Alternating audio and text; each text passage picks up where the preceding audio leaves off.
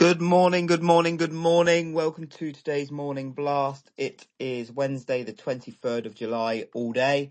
You join myself, Mr. Michael Brown, for the Morning Blast, where, as usual, we give you a review of what happened yesterday in markets, a preview of today, probably a bit of moaning, a bit of a rant, probably some swear words. You know the score by now.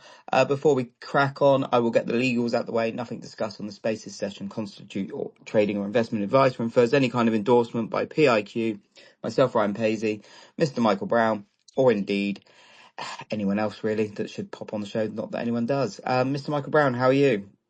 Very good morning to you, Ryan. Good morning, everyone. Happy Wednesday. Almost halfway through the week. Isn't time Ah, flying once more? I'm still struggling to understand how we've got 2/3 away through July, really. Oh, I'm not sure how. mate, it's worrying, isn't it, really, how Yeah, quickly the year has gone? it is a little bit. I was thinking, due to the Japan stuff, should I just rattle through just an update on the Japan stuff, because it probably lead into what we're going to be talking about anyway. But it's entirely up to you. You can. It doesn't leave me with much else to say, so I'll just put my Okay, feet well, up for half an hour then, in in that that case. case, I'll let you cover it. You go for Oh, it. I was looking forward to getting a bit of a rest there, Ryan. You've let me Sorry, mate. down. So, Anyway. well, I've got to get me money's worth, haven't Well, yeah, and, for the I? £0 and 0 pence that you pay me, yeah. Um, yeah, I've been ordered to volunteer on the Morning Blast every morning, I think is how I would phrase it. You love it. Oh, yeah, sadly. Anyway, let's start with Japan. I guess there's probably two big themes out Yeah. of the land of the rising sun this morning. The first is that overnight the Na, US... na, na, na, na, na, na. Sorry, what the hell was that? That was a little Japanese tune, wasn't it? Na na na na na na na na na. Oh, Jesus. Just don't do the eyes and we'll be all right. I Well, think we'll get away with that. there's obviously no video on this, so no one could see me. Oh God! Right, moving on. Move on.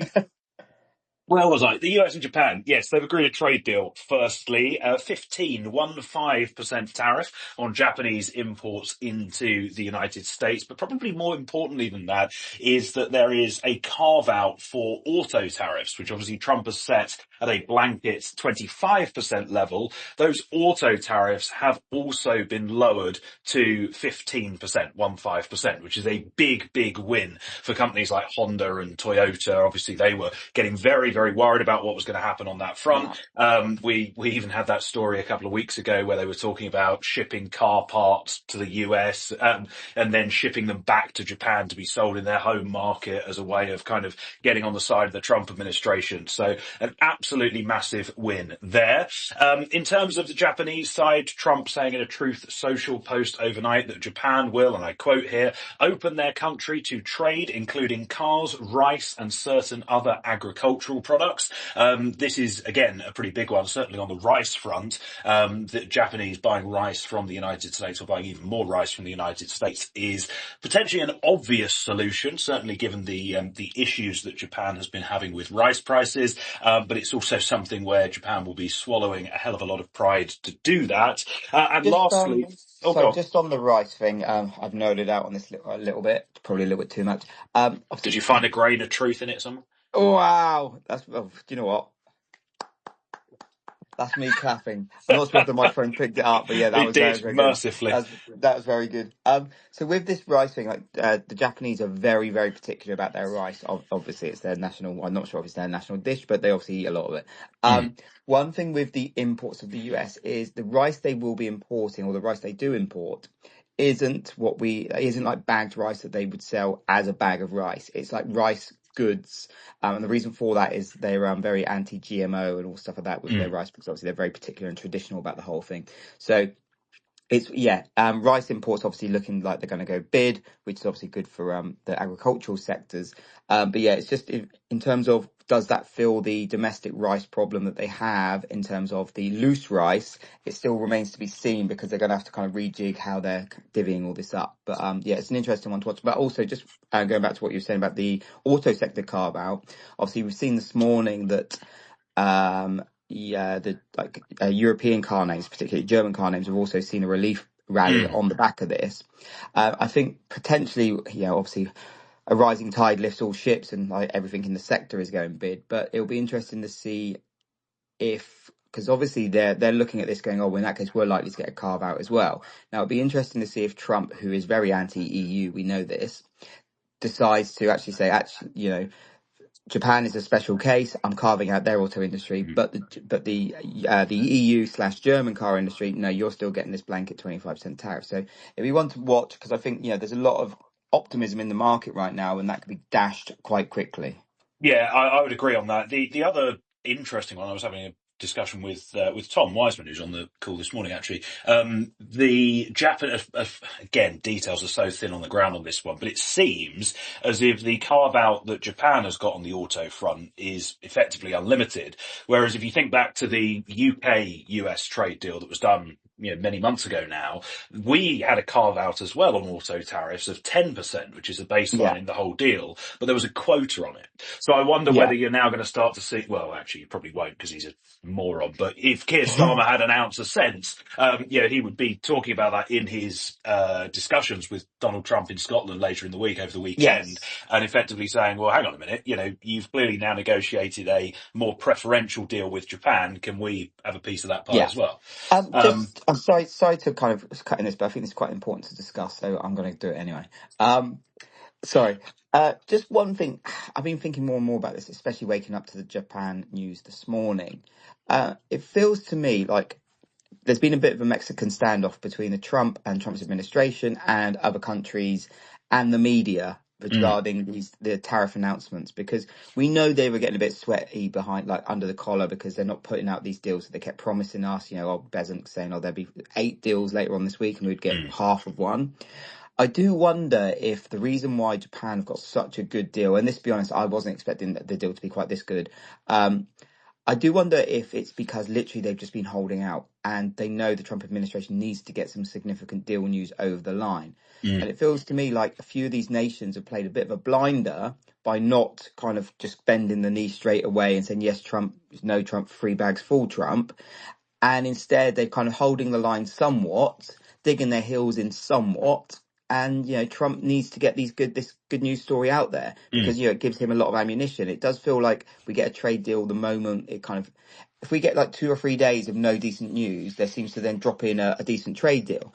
So potentially we could be seeing other nations, maybe this plays into the EU's hand now, saying, well, hang on, if we do wait, it's almost, you're almost forcing Trump to come to the table because he's desperate to be able to pump himself up and say, mm. look what I've achieved. Does that make any sense? Yeah, Or it am I does. talking absolute bollocks? I think ultimately what you're saying is correct in that effectively countries are playing Trump at his own game and saying, fine, you want to throw deadlines around, we'll just take things to the deadline.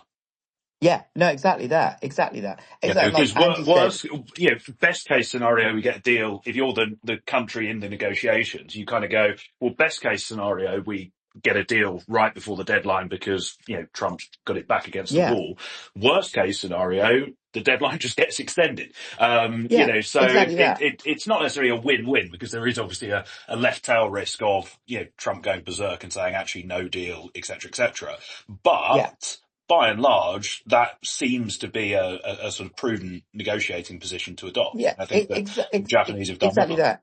And as Angie said on the grain market blast, funny enough, I think earlier on this week, she was saying there was I think it was an IMF kind of little survey kind of went out, and a lot of nations are kind of considering not doing any reciprocal tariffs on the US. So Mm, they're saying like, so Trump says, the Trump administration slaps, say, I don't know, 20% tariffs on got Penguin Island or whatever, and the penguins just sit there and go, yeah, fine, we'll take it, but we're not going to put anything back on you. Now, it's almost like, when someone throws a tantrum, when a kid throws a tantrum, if you just ignore them and just accept whatever they're saying, it riles them up even more. mm, So it's interesting to see these countries that are like, well, yeah, okay, well, we're happy for you to stick a tariff on our goods, but we're not going to penalise our own citizens by sticking a tariff on your goods. mm. So it'd be interesting to see if they kind of, the asymmetry of it kind of kicks in. I don't know. But anyway, sorry to digress a little bit there. No, I've that's just been fine. thinking about it a lot. Where are we? Well, a couple of other things actually that need to mention. In terms of Japan. The first is the last bit of that trade deal, whereby, again, via Trump on Truth Social, he said that Japan is going to invest $550 billion into the United States, quote, at my direction. Obviously, that's a pretty sizable investment. We have no idea whatsoever over what time frame that's going to happen, or in fact what that's going to be invested in, but nonetheless something to keep in mind. The other big story out of Japan, I promise we will move on after that, is regarding the Prime Minister, Ishiba. Basically every single Japanese media outlet, and even quite a lot of Western media outlets as well, actually Reuters picking up on this too, saying that the Prime Minister is likely to announce his resignation either later this month or in early August. Now, this would make some degree of sense. I mean, obviously, Ishiba lost, or the LDP, his party, lost the upper house elections over the weekend. They lost their majority there. They've not got a majority in the lower house either. And of course, now that that US-Japan trade deal is done, there's a lot less risk involved with the Prime Minister changing over. You know, if Ishiba were to leave his post in the middle of those tense negotiations, that would be a pretty reckless move. Now that those negotiations... Sorry, I'm not sure, maybe I misread the headline, but there is a headline from about 45 minutes ago where he Yeah, has I'm going to get resigned. on... Oh, has he? Okay. Yeah, Ashiba has decided to resign to take responsibility for election losses. That's according to sources. Oh, yeah. Well, this comes on to what I was going to get onto. Okay. So that, again, that's another one of those sources stories basically saying, you know, he's decided to quit. There's 10 of those doing the rounds this morning.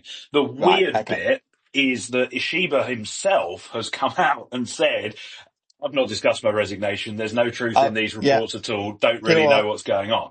I've literally just scrolled up and found that one. Right. There you go. That would teach you not to interrupt again.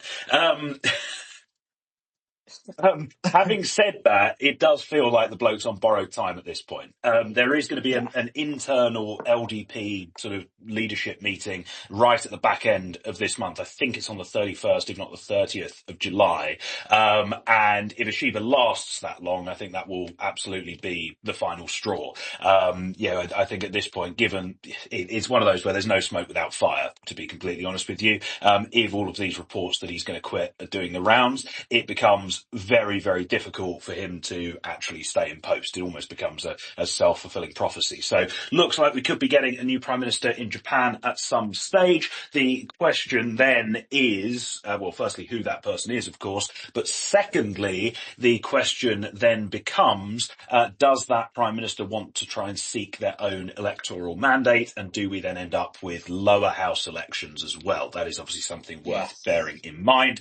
Also, you know, when the new Prime Minister comes in, if that does indeed happen, do they want to go down the route of fiscal stimulus, try and juice the economy a little bit, etc., etc.? And that is why we've seen some pressure coming into the long end of the JGB curve overnight. Right, that's enough on Japan for about a year, so we can move on to other matters. A few more bits and bobs on trade. Firstly, Reuters citing sources on the India deal, noting that the prospects of that deal are, quote, dim ahead of the 1st of August deadline. Apparently the two sides are still deadlocked over various issues, including agriculture and dairy products. We did hear, I think the day before, I think it was Monday, we heard that the expectations were that that deal might not be done until October. So that's very much in keeping with prior reporting. We do have another deal done though. Apparently, I'm not entirely sure it is a proper deal, but President Trump deciding to cut the tariff on imports from the Philippines. That has been reduced from 20% to 19%, which I'm sure is going to make an absolutely massive difference to everyone. But nonetheless, again, just sort of evidencing how the tone on trade remains towards progress on deals and towards much calmer heads prevailing. We also heard from the Treasury Secretary, Scott Bessent, yesterday. He was, the day ended in a Y, so of course he ended up on the television. He said that August the 1st is, and I quote, a pretty hard deadline for all countries. That's not exactly saying that it is a certain deadline. I think there's still plenty of wriggle room in that one.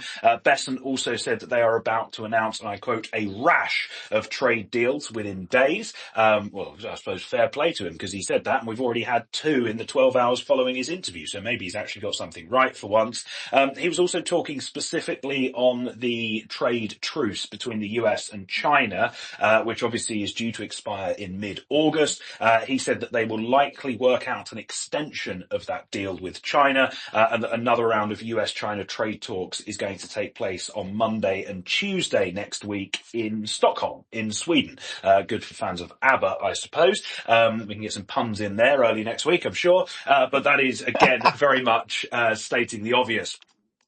In terms of that trade truce, I think both sides have demonstrated that they can't or don't want to stomach that effective trade embargo that was in place back in April. So it's absolutely no surprise that the can is being kicked down the road there. And I suppose the winner takes it all on that front. Oh, stop it.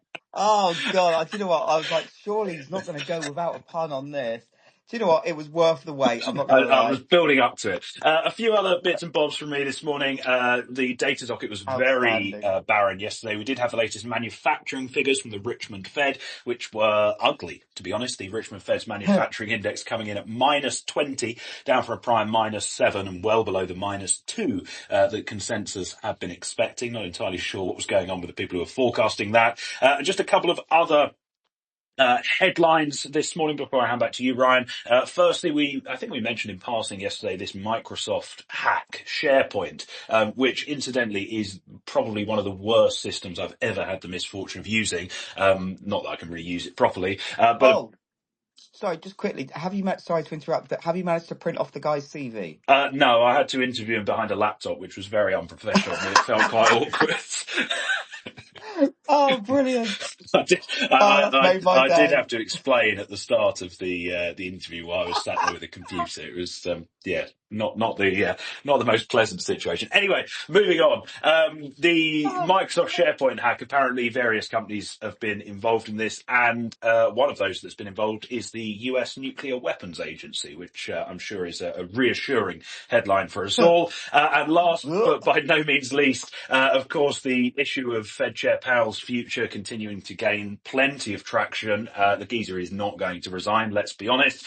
But we heard from moron-in-chief Mohammed El-Arian on Twitter yesterday, who said, and I quote, "If Chair Powell's objective is to safeguard the Fed's operational autonomy, then he should resign." Now, Mohammed El-Arian, who I can guarantee you is not listening, but he has had hundreds, if Wow. not thousands, of idiotic takes during his career, but I think this one is the most idiotic, to be completely honest with you. I wrote about this in my note this morning because it riled me up a little bit, unsurprisingly. But frankly, I think this is just the complete opposite of what Powell should be doing. You know, the way to preserve the Fed's independence is for him to stay there, keep his head down, do his job, set monetary policy objectively based on the data that's coming in and the forecast that the Fed have for the economy. In fact, an even better thing Powell could do is to stay as chair until next May. When his term as chair expires, remain as a governor on the board until his term as governor expires in January of 2028. That is how you preserve monetary policy independence. All that would be achieved if Powell was idiotic enough to follow through on what this clown is saying is it would just be surrendering to what is ultimately just bullying from the White House. And it would not only be an incredibly bad thing for Powell to do, it would also set an incredibly worrying precedent, not just for Trump, but for also any president that follows him, that if you shout and scream enough, you can force the Fed chair out and get your own way in terms of monetary policy. Lastly on that, good luck with the dollar being any sort of reserve currency, and good luck getting your lower interest rates, your lower borrowing costs, your lower mortgage rates if you force out a Fed chair, because all it's going to do is steepen the curve. There's going to be a massive sell-off at the long end. Mortgage rates are going to go higher. The US's debt interest bill is going to go much higher as well. It's all counterintuitive. It's all complete nonsense. And frankly, El-Arian needs to hang his head in shame. Yeah, exactly. All of the above. Thank you for that little rant at the end, Michael. Just quickly before we go back to you for a little review or preview on today, reading out some of the choice headlines from Zach Eisman's always awesome overnight news roundup. As usual, do follow Zach, do subscribe to the Substack. Starting off with Japan, obviously we've covered a lot of it, but Japanese stocks surged and the JGB curve flattened as rate hike bets were ramped after the President Trump's announced the deal. Funny enough, he did also announce a joint venture regarding LNG. However, the Japanese government came out straight afterwards and said, we have no idea what he's talking about. So one to follow on that way. Japan's negotiator Akazawa said they were able to reach an agreement that is beneficial for both sides.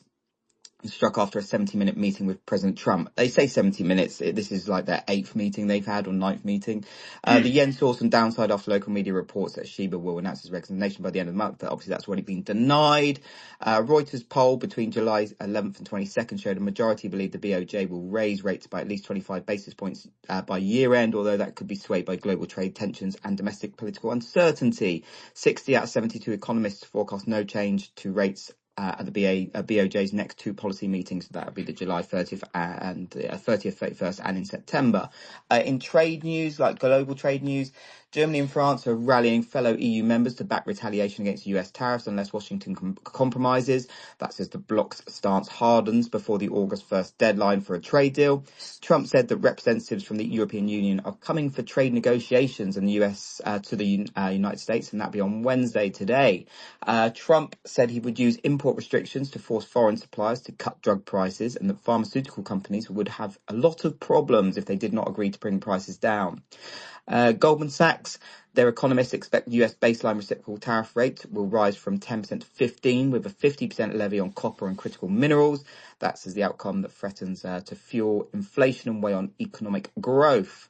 A group representing General Motors, Ford and Chrysler parent company Stellantis, they've raised concerns about the Japanese trade deal that could cut tariffs on auto imports to 50%, while leaving tariffs on imports from Canada and Mexico at 25%. Obviously, a lot of Stellantis plants and Ford and stuff they do, especially in Mexico, there's a lot of automobile plants there, so one to keep an eye on. China's Commerce Ministry, they've said that the EU trade chief had a, quote, candid and in-depth discussion on economic trade cooperation, as well as other issues that both sides face.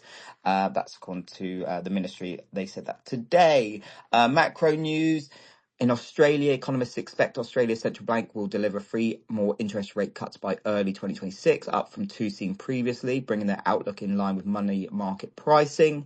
Sticking with Australia, the banking regulator said it would not ease its strict home loan lending rules, citing an expected rise in household debt as interest rates fall and elevated risks from an uncertain global geopolitical environment. Do you know what? I rate that because it's very easy just to make home lending easier, but it does bring a lot more problems down the road. So cooler heads prevailing there, and unfortunately a lot of other nations, including the UK, are kind of going the other way, which we'll see how that plays out. Moving across to Singapore, their key inflation gauge rose at the same annual rate in June from last month, ahead of the closely watched monetary policy review. That's according to Bloomberg.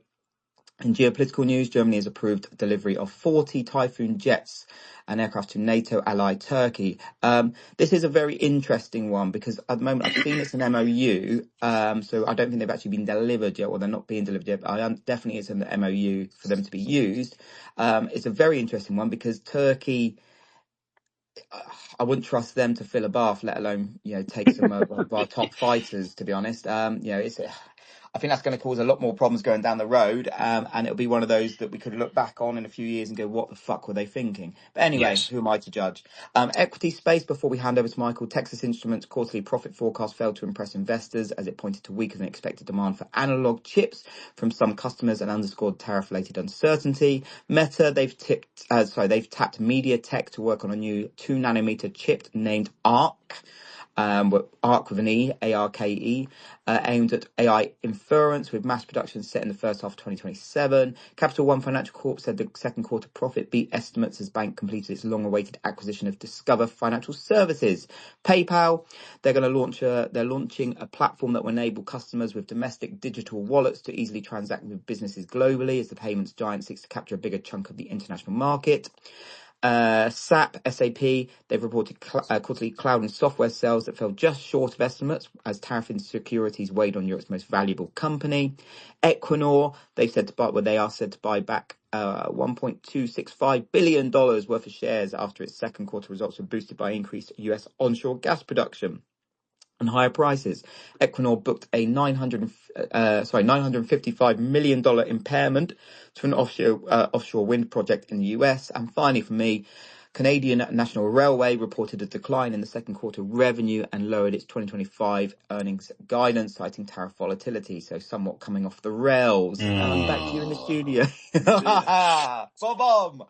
Right, back Right. to you. Moving on from that. Where are we? Today then, absolutely nothing going on throughout the European morning, at least not in terms of scheduled events, and with President Trump asleep, it could be quite a subdued trading session ahead. We do have a few events on the data docket as we move into the afternoon, though. At 3 o'clock this afternoon, we have the latest consumer confidence figures out of the Eurozone. Confidence expected at -15 in July, a modest improvement from the -15.3 that we saw in June. Also at 3 o'clock this afternoon, we have the latest US existing home sales figures due. That's expected at 4 million on the nose in June, down from the 4.03 million that we saw in May. In terms of other bits and bobs today, we do have a 20-year Treasury sale at 6 o'clock this evening, $13.13 billion being sold off. Do remember, of course, I feel like we have to say this all the time, the 20-year is, the most unloved part of the Treasury curve. It's a bond that even the bloke who brought it in, my doppelganger, Steve Mnuchin, has turned around and said, I regret doing that because there's literally very, very little demand for it. So in the event that the auction is relatively weak, do remember it in the context of no one really wants them anyway. Other than that, we do have some notable corporate earnings today before the market open. We're due to hear from AT&T. And then after the market close, mega cap tech names get the most attention. Alphabet reporting bang on the closing bell, an implied move in the stock there of about 5% to the up or the downside. We're also due to hear from Tesla after the market close, an implied move of about 6% in the stock there. And we're also due to hear from IBM after the market close as well. So those earnings are likely to get the main focus of traders' attention today. But of course, focus also remains on any potential tariff developments as we move through the next 24 hours or so as well.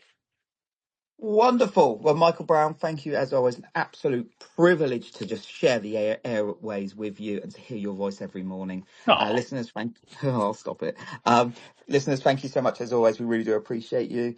And whatever you're doing today, keep it tight, stay safe, and we'll see you all tomorrow. Much love. Indeed. Bye for now.